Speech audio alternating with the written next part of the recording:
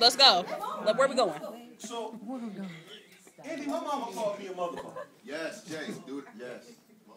My mama called me a motherfucker, and it wasn't a one-time thing. It was an ordinary thing. But Andy, don't feel bad for me because it ain't killed my self-esteem.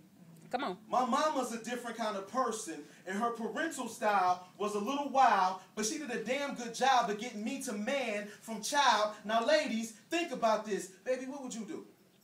If you stood 5'9", but you weighed 122, and you had 2 boys, and at both their births, you already knew that it wasn't going to be long till these little niggas would be bigger than you.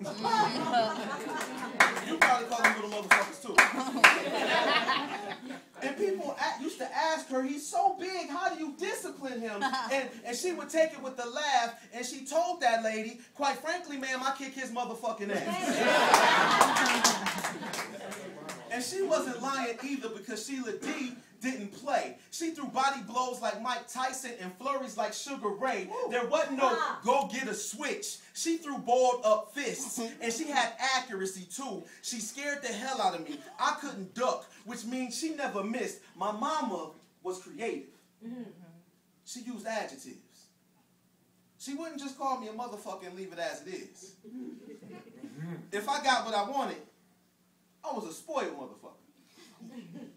And if I acted up, I was a bad motherfucker. And if I talked back, I was a black motherfucker. And if she got mad at my dad Jack, he became that motherfucker. And there was all kinds of motherfuckers. There were all kinds of motherfuckers. The only one I wasn't was the monkey motherfucker.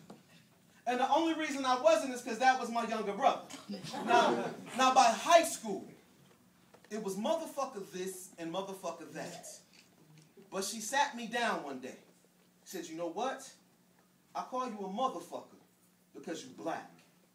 Because you intelligent. Because when you leave my house, you're going to run into people that ain't going to like that so much. So I call you a motherfucker because I got to make sure that you tough. There was a method to her madness, and it took me a while, but now I see that my mama called me a motherfucker because she saw something special in me. She knew that I was different, and people would hate, and when people get jealous, the first thing they say is, I hate that motherfucker. And I take that with a smile, because I heard worse than that when I was a motherfucking child. And when light-skinned dudes first went out of style.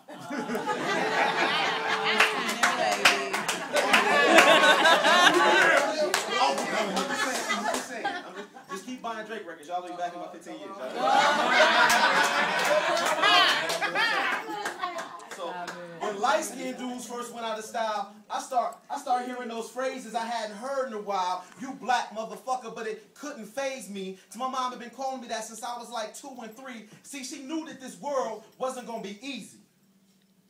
So she wanted her baby prepared.